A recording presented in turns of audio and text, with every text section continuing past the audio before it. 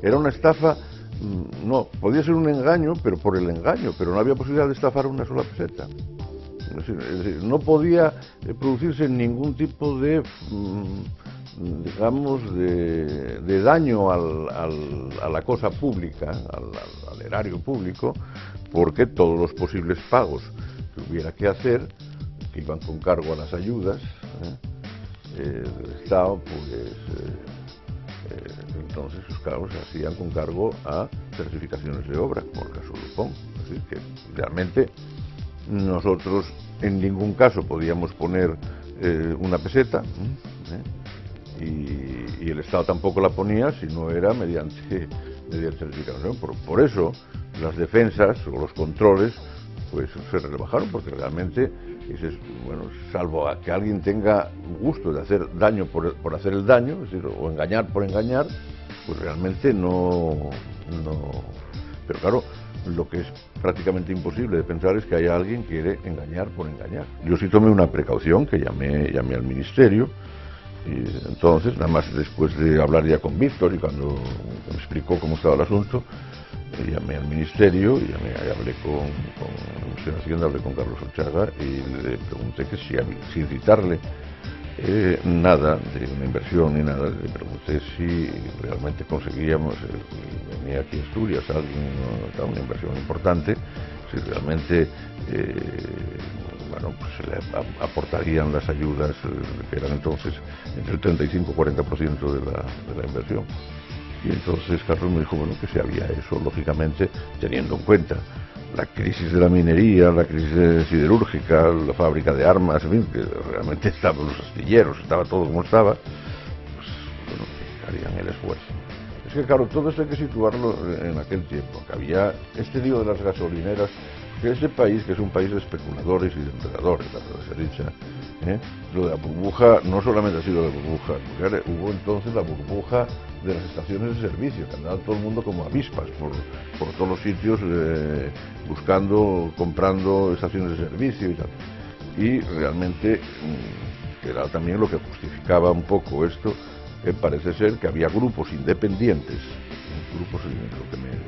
grupos independientes de refinadores, que lo que querían era conseguir, digamos, una red propia y un área de suministro de petróleo propio o de gasolina, ¿no? Bueno, eso tenía, es decir, que había toda una serie de cosas que tenían una lógica. Cogía a Víctor Zapico y dije, ¿qué cojones es esto? Y bueno, ahora mismo ya más a este punto, al tal príncipe o quien sea, o los lazos, y claro, aquello no aparecía. No aparecía y no tal, y dije, bueno, pues esto, al fin y al cabo del día, pues después de llamar 20 veces. Y entonces, ¿qué pasó? Yo, vamos, ese mismo día lo pensé, esto lo de dimitir, y no por otra cosa, sino por pura estética. Ya no. Sí. Ese mismo día se me pasó por la cabeza dimitir ya, por estética, porque de verdad digo, esto es un ridículo, y yo, no sé si por formación o por tal, soporto mal el ridículo, y bueno, esto no tiene pies ni cabeza, esto es una bufonada, porque en el fondo era una bufonada con el príncipe moro y lo que fuese y tal, pero coño, si es que esto no tiene pies ni cabeza, nunca me he arrepentido ni volvería bajo ningún concepto a tomar una decisión muy distinta. Pero ya cuando, claro, yo había pisado muchos callos en la política asturiana, y había pisado callos en la sanidad, y había pisado muchos callos en el partido. Había quitado la Consejería de la Juventud y tenía todo lo que después han sido los políticos procedentes de Juventudes como avispas contra mí, porque estaban todos en el paro. Claro, y eso era muy jodido.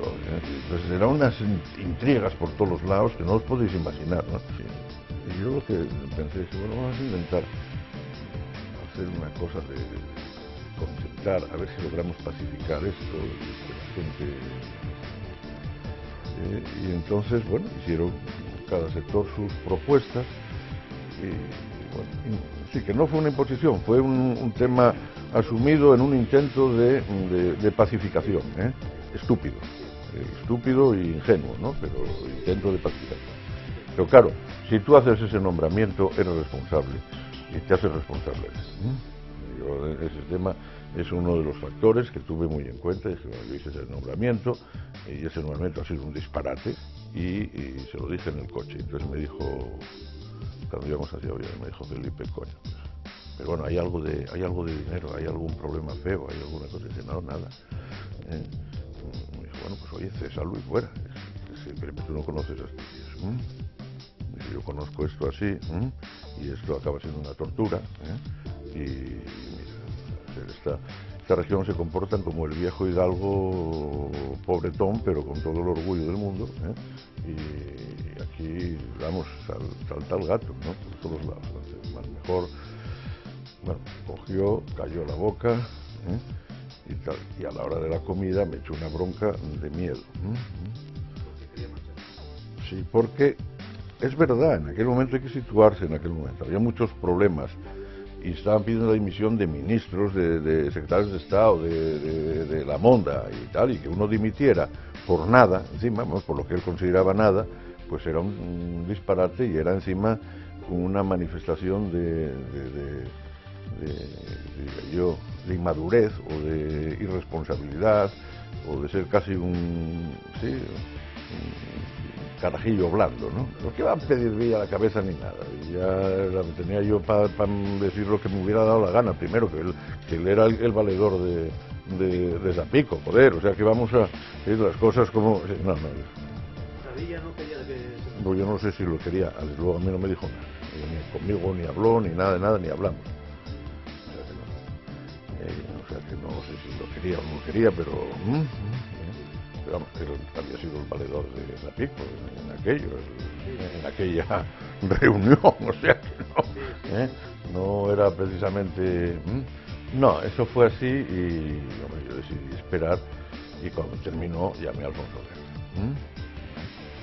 Porque dijo, no está seguro, eso, bueno, sí, yo creo que hay que hacerlo y no conocéis Asturias y esto acaba siendo una tortura, y además una tortura y no digo nada lo que hubiera sido dentro del partido todo el día raca, que lo que había aquí era tremendo, ¿no?